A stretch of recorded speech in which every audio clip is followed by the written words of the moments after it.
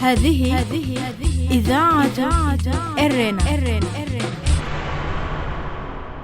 المستمعات الكريمات والمستمعي الكرام متابعي إذاعة أرينا حيثما كنتم وحيثما يصلكم بثنا، أهلا ومرحبا بكم في مستهل البرنامج العربي لهذا اليوم الأربعاء 6 من يناير.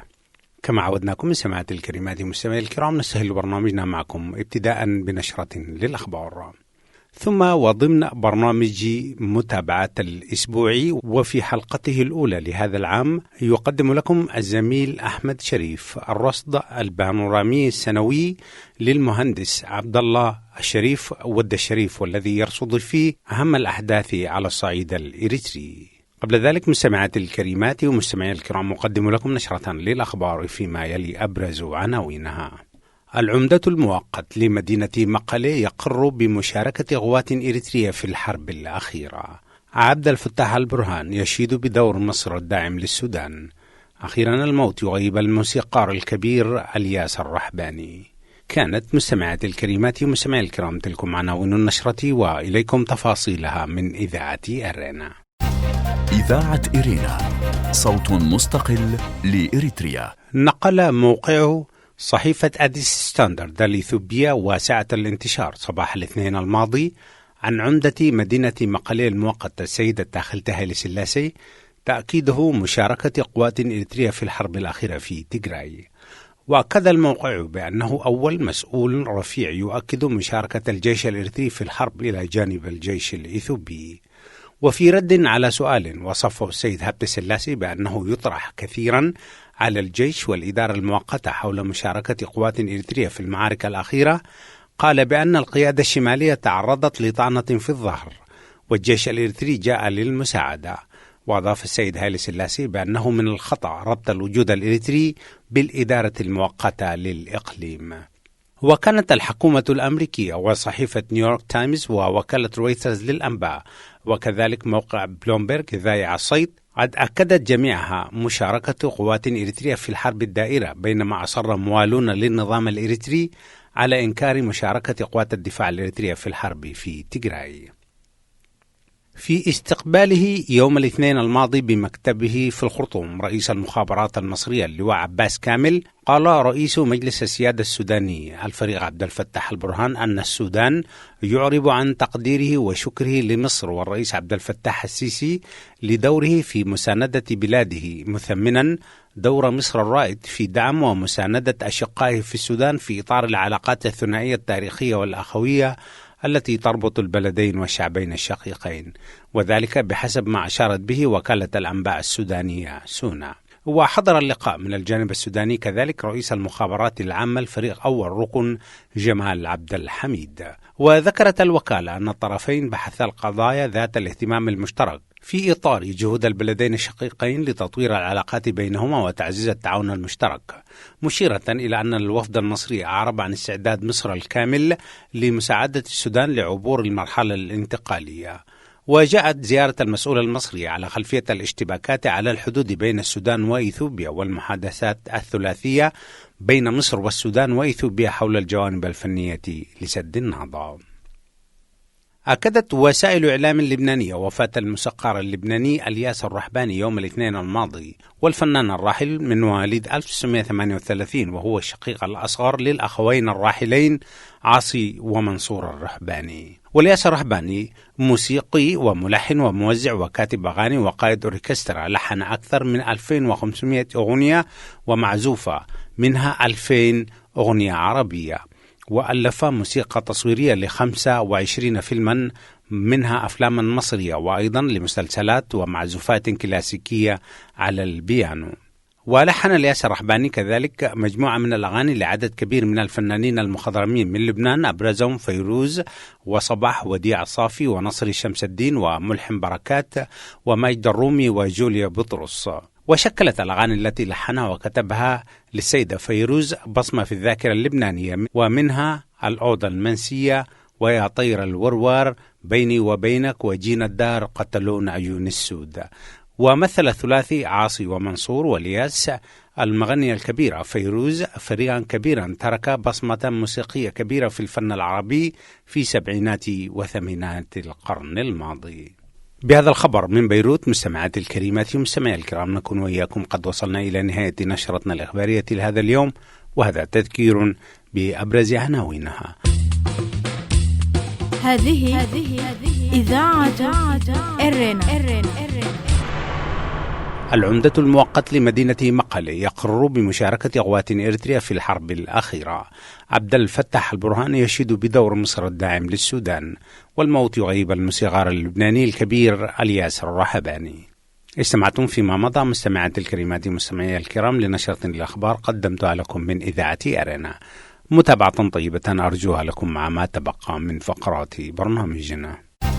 إذاعة إرينا، صوت مستقل لإريتريا. عزيزي المستمع وعزيزتي المستمعة، السلام عليكم ورحمة الله وبركاته. ها نحن سيداتي سادتي نلتقيكم في الحلقة الأولى من برنامج متابعات لهذا العام 2021، متمنين أن يكون عام خير ورحمة وبركة للجميع وصحة وعافية. في هذه الحلقة من برنامج متابعات سنقدم لكم رصد الأستاذ عبد الله الشريف ود الشريف، رصده المعتاد لبحر العام المنصرم 2020، فأهلا ومرحبا بكم.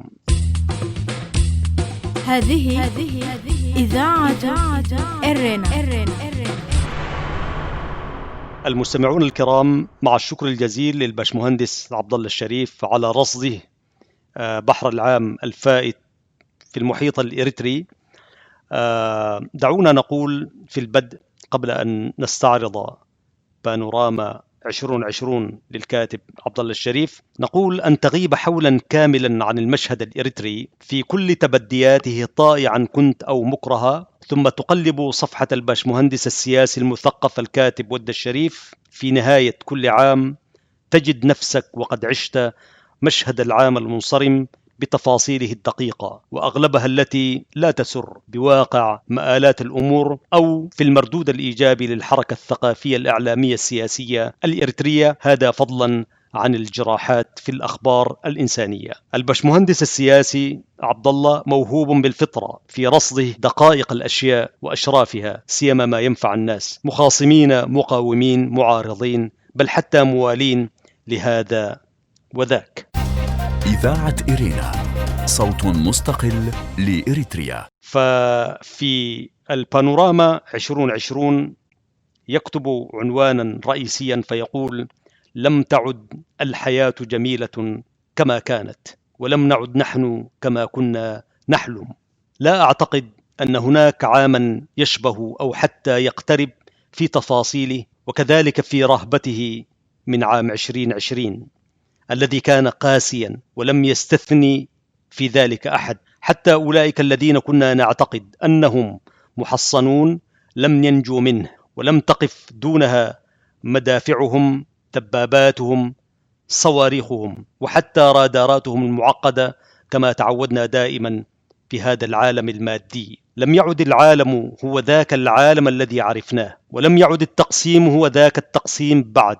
عالم أول متطور مستعد لكل مفاجآت الطبيعة وفعلها، وعالم آخر ثالث متخلف مغلوب على أمره، تسرق مقدراته باسم الوطن وسيادته، ويموت الآلاف من أبنائه كل يوم بالجوع والمرض، سيما الحروب المفتعلة. عامنا هذا لم يكن عاديا، ولم يكن مثل كل الأعوام، هبوط هنا وصعود هناك، انتصارات وانكسارات، آلام وآمال. هكذا كانت تسير الأمور في دنيانا، فيها شيء مما يسمى بالتوازن الطبيعي، تغير حال الدنيا، وتبدلت فيها أشياء وأشياء، فلم تعد هي تلك الحياة الجميلة التي لطالما تمسكنا بها بشدة، ولم نعد نحن كما كنا من قبل نحلم بمستقبل جميل. فالموت أصبح هو الأقرب إلى تفكيرنا اليومي، كل يوم ونحن نتوقع رحيلا جديدا. فقد رحل هذا العام ممن نحب ونحترم أكثر ممن رحلوا في عقد كامل من الزمان، رحيلا غريبا لم تألفه الناس من قبل، لا وداع فيه ولا عزاء ولا صلاة غائب كما تعودنا، حتى ظن البعض أنها القيامة، أي مشهد من مشاهد العدل فيها، وقد كانت هي كذلك. فما كان بالإمكان ونحن بصدد كتابة بانوراما هذا العام 2020 تجاوز هذا الحدث الذي كان مخيفا مرعبا ومكلفا، وما كان ممكنا تجاهل تلك الأسماء التي رحلت هكذا وقد كانت هي الأحسن فينا. وكان من الطبيعي أن تتغير اهتماماتنا وترتيب أولوياتنا هذه المرة بغير العادة، والتي كانت دائما سياسية هي بالدرجة الأولى، احتراما وحزنا على كل من رحل بسبب الجائحة أو بغيرها، سائلين الله العلي العظيم الرحمة والمغفرة لهم جميعا، وما ذلك على الله بعزيز. يقول الباشمهندس في رصده: هذه إذاعة إرنا. الراحلون. السيدة منى بنت مصطفى أم شيماء رحمة الله عليها. عجزت حينها عن الكتابة، وكأنني كنت أقاوم تصديق الخبر أو عدم تأكيده على الأقل، لأنه لم يكن خبرا عاديا ولم يكن سهل علي استيعابه. وجدت نفسي أعود بذاكرتي المتورمة إلى آلام وأوجاع سيقت لينتهي بي الحال إلى حقيقة موجعة وإلى رحيل آخر مستعجل. عرفت أم شيماء من خلال قصة قصيرة كتبتها عن بلاد شنقيط وأهلها باللغة الإنجليزية، ترجمها إلى العربية نفر من هناك. كانت بارعة دقيقة في وصف المكان وناسه، وعرفتها على المستوى الشخصي وأنا أتابع رحلتها من نواكشوط إلى لندن، مرورا ببلاد المغرب وبعض العواصم الأوروبية في نهاية صيف عام 2014. استغرقت رحلتها ما يقارب الأسبوع أو يزيد بقليل. سجلت فيها بعناية شديدة وبما يشبه توثيق الرحالة، مستخدمة إمكاناتها في التصوير والكتابة، وكأنها كانت توثق الوداع الأخير لنواكشوط التي عشقتها وأهلها الطيبين الذين أحبوها في الله والإنسانية. اليوم كما يقول الباشمهندس: أقول مودعا يا أم شيماء، بعدك لم يعد الفيسبوك بيتا جميلا كما كنا نراه، فقد أصبح في جزء كبير منه مصدر إزعاج ومرتع لكثير من سفهاء هذا الزمن. سقطت أقنعة وسقطت معها أسماء كانت تغطي قبحها طول هذه المدة بثوب الوطن والوطنية. حتى الرجل الذي اعتبرناه نبيا واعتبرنا مجيئه إلى الحكم انتصارا عظيما للعدل والمساواة والمزيد من الحريات كتبنا عنه واحتفينا به، اتضح أننا كنا مخطئين كعهدنا، وكما أخطأنا التقدير من قبل في الشيطان توني بلير في منتصف تسعينيات القرن الماضي. يبدو يا سيدتي أن البضاعة واحدة وإن اختلفت قليلا هنا أو هناك. أما عن حالنا يا أم شيماء فقد زاد بؤسنا بؤسا آخر جديدا.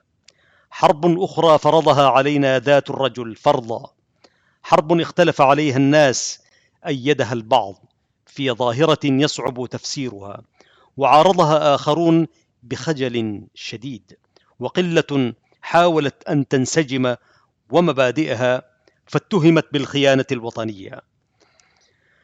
الحال يا سيدتي أصبح لا يحتمل. الكثير من أصدقائنا يعيشون حالة من اليأس الشديد أو ما يشبه ذلك، فلم يعد صديقنا السيد أبو أدال يخرج إلى الناس كعادته يسألهم متى سوف يغضبون، ولم يعد الأستاذ محمود إيلوس يكتب كما تعود دائما وهو الكاتب المثقف المستنير، والسيد إبراهيم إدريس المثقف اليساري القديم اختار لنفسه ركنا هادئا، عالم أكثر ما يكون نخبوي منه، أقرب إلى الشارع العام وناسه. وكذلك الإعلامي أحمد شريف انشغل بما يقدمه في الإذاعة والتلفزيون مؤخرا أكثر من اهتمامه بالفعل الكتابي، وهو كاتب يحسن الصنع، وما أحوج الإريتريين إلى الكتابة والمكتبة. لكن ومن باب الإنصاف أقول ما زال الأستاذ فتحي عثمان يكتب، وكذلك فارس هذا الزمان عمنا يوسف بوليسي ما زال وحده في الخندق متمسكا بالأمل كعادته رغم كل هذا البؤس والحزن. يا أم شيماء، يا أيتها السيدة الجميلة، فقدك كان أليما جدا للجميع، سيما لأهلك ولأهل نواكشوط وكل من أحبك في الله والإنسانية. ونحن هنا لا نملك إلا أن نقول إنا لله وإنا إليه راجعون. الله يرحمك يا منى يا بنت مصطفى، ويرحم جميع موتانا، اللهم آمين. إذاعة إرينا، صوت مستقل لإريتريا. واصل البشمهندس رصده لبحر العام الفائت 2020 فيقول: العزيز أحمد محمد إدريس جمع رحمة الله عليه، أحمدية، الرجل الطيب الصالح، فقده كان فقدا عظيما لأهله ولكل من عرف الرجل في الخرطوم، سيما مدينة أغردات وأهلها.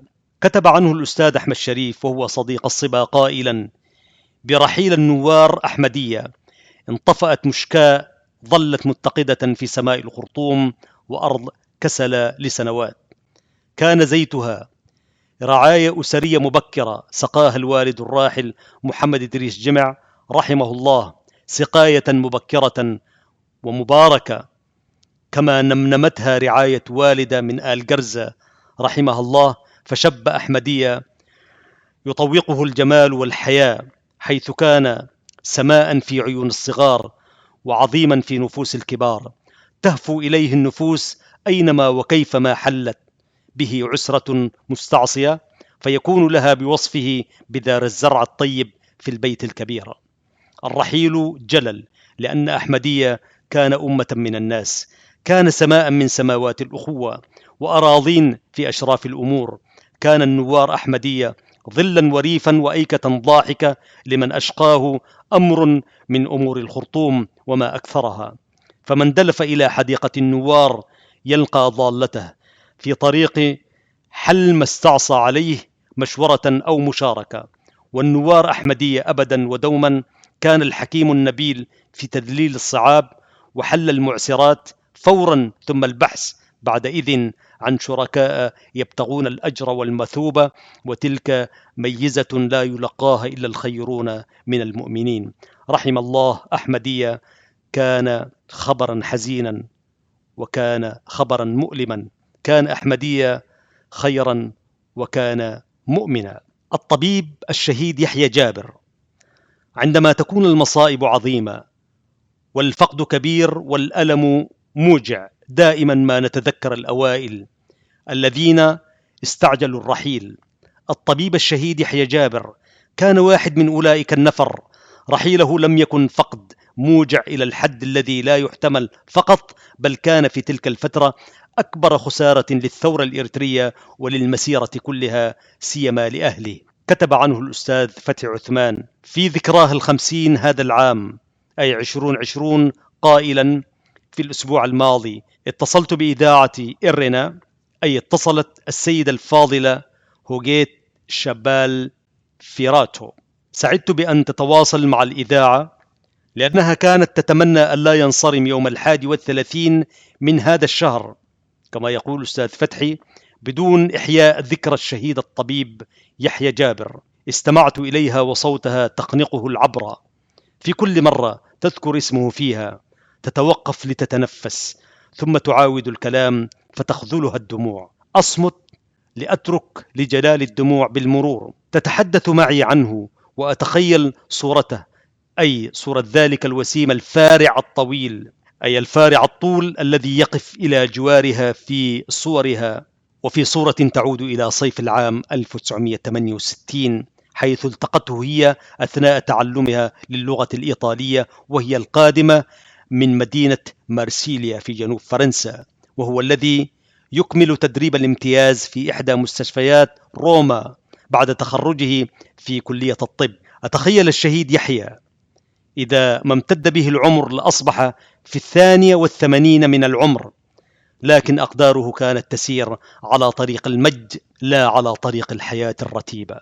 التقته هوغيتش فرايتو مرة أخرى في صيف 1969 قبل التحاقه بالثورة، واستشهاده في العام التالي لم تمنعه من السفر إلى أهله وقضيته، لكنها لم تكن تعلم أنها تودعه الوداع الأخير، وأنها ستحمل ذكراه بين جوانحها 50 عاما، تدثرها بالوفاء وتسقيها من دموعها كلما مر طيفه الأسمر أمام خيالها المسهد. قالت: إنه كان منفتحا على الرأي الآخر وله رحاب الصدر، تشي بأن بلاده إذا ما سارت على طبعه لتحقق آمالها وتبددت مخاوفها. كان يعد بكل شيء جميل. قاوم حسب قولها مغريات السفارة الإثيوبية لإقناعه بالسفر إلى أديس أبابا وتنسم أعلى المراتب هناك، ولكن ركل ذلك مفضلا قومه وبلاده. حتى في إيطاليا عندما تعرضت البلاد لفيضان في منتصف الستينيات، كان هو من الأطباء الأوائل الذين سارعوا لتقديم الخدمات للمتضررين، وكان قد نجح في كسب ود الإيطاليين لقضيته، وأسهم كما قال الأستاذ أحمد داير في تأسيس جمعية الصداقة الإريترية الإيطالية التي نجحت في إرسال الصحفي الإيطالي فرانكو براتيكو إلى الميدان في ذلك الوقت. أكمل يحيى جابر الشهيد التدريب المهني في مستشفى في الفترة من أغسطس حتى سبتمبر 69 900 وألف، وكان قبلها قد حصل على الإجازة الجامعية في الطب في يوليو من نفس السنة، وكان ينوي التخصص في مجال الجراحة، وبالفعل قدم أوراقه للالتحاق بكلية الدراسات العليا. وتتذكر هوغيت ذلك الصديق العراقي الذي قال لها بأن الطلاب في السكن الداخلي اختاروا يحيى جابر للذهاب إلى إدارة السكن الطلابي من أجل التفاوض على تغيير الطعام الرديء، ولم يخذلهم الطبيب الثائر. كانت مسيرة حياته امتداد لحياة والده الراحل بلات جابر الذي سجن بسبب اتهامات إثيوبيا له بالوقوف مع الثورة واستشهاد أخيه جعفر شهيدنا. إذاعة إرينا الدولية رحم الله الطبيب المناضل الشهيد يحيى جابر، ورحم الله الناشطة الاجتماعية الشهيدة منى بنت مصطفى أم شيماء، ورحم الله الناشط الاجتماعي الشهيد أحمدية، ورحم الله الابن العزيز الشهيدة لينا أبو الرشيد، ورحم الله السيد موسى عثمان إيلوس، ورحم الله الأستاذ الأمين أشواك، والناشطة السياسية السيدة رمان عبدو رحمة الله عليها، ورحم الله أستاذنا الذي تعلمنا منه فن العمل النقابي المناضل محمد الشيخ عبد الجليل، ورحم الله الشاب محمد سعيد كله مؤخرا. وأنا هنا كما يقول ود الشريف إذ أذكر من الأسماء ما أسعفتني به الذاكرة المتعبة، أعلم تماما أن كل فقد لأهله هو عظيم وموجع، ولا أملك في حالتي هذه إلا العزاء لكل الأسر التي فقدت عزيزا لها، وأسأل الله العلي العظيم أن يشملهم برحمته التي وسعت كل شيء وعفيه الذي نرجوه دائما، اللهم آمين. هذه إذاعة إرينا. سيداتي سادتي، نتوقف في هذا الجزء من رصد الأستاذ الباشمهندس الكاتب الناشط المثقف عبد الله الشريف ورصده لبحر العام 2020، وقد بدأها على غير العادة بالراحلين. في الحلقة القادمة سنتحدث عن شخصيات وإنجازات عظيمة.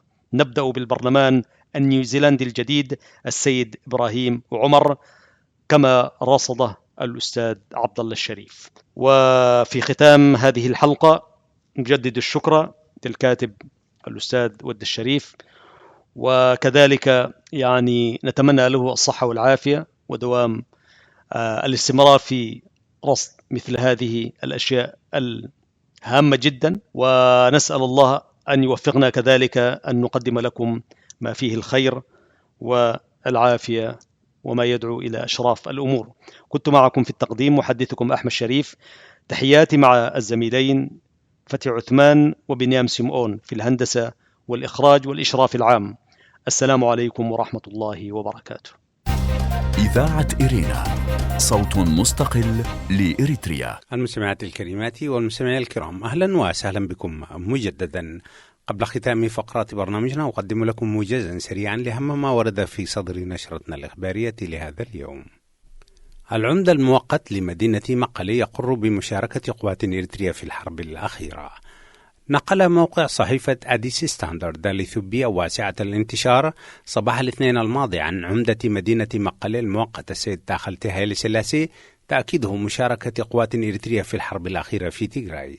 وأكد الموقع بأنه أول مسؤول رفيع يؤكد مشاركة الجيش الإريتري في الحرب الأخيرة إلى جانب الجيش الإثيوبي. عبد الفتاح البرهان يشيد بدور مصر الداعم للسودان. في استقبال يوم الاثنين الماضي بمكتبه بالخرطوم رئيس المخابرات المصرية اللواء عباس كامل، قال رئيس مجلس السيادة السوداني الفريق عبد الفتاح البرهان أن السودان يعرب عن تقديره وشكره لمصر والرئيس عبد الفتاح السيسي لدورهما في مساندة بلاده، مثمنا دور مصر الرائد في دعم ومساندة أشقائه في السودان في إطار العلاقات الثنائية التاريخية والأخوية التي تربط البلدين والشعبين الشقيقين. الموت يغيب الموسيقار اللبناني الكبير الياس الرحباني. أكدت وسائل الإعلام اللبنانية وفاة الموسيقار اللبناني الياس الرحباني يوم الاثنين الماضي، والفنان الراحل من مواليد 1938، وهو الشقيق الأصغر للأخوين الراحلين عاصي ومنصور الرحباني، والذين شكلا مع الفنانة الكبيرة فيروز فريقا فنيا مؤثرا على الساحة الفنية العربية في ثمانينات وسبعينات القرن الماضي. استمعتم فيما مضى مستمعاتي الكريمات ومستمعي الكرام إلى موجز لأهم ما ورد في صدر نشرتنا الإخبارية لهذا اليوم، وبه نكون وإياكم قد وصلنا إلى نهاية فقرات برنامجنا. قبل الختام أذكركم دوما بأنكم يمكنكم الكتابة إلينا والتواصل معنا على البريد الإلكتروني arabicarena@gmail.com. حتى الملتقى بكم مجددا مستمعاتي الكريمات ومستمعي الكرام في حلقة جديدة من برنامج متابعة الأسبوعي والبرامج الأخرى لإذاعة إرنا. تقبلوا تحياتي زميلي أحمد شريف، وتحياتي محدثكم فتح عثمان، وتحياتي زملائي في الاستديوهات الرئيسية للإذاعة في باريس، ودمتم في رعاية الله وحفظه وأمانه. هذه إذاعة إرنا.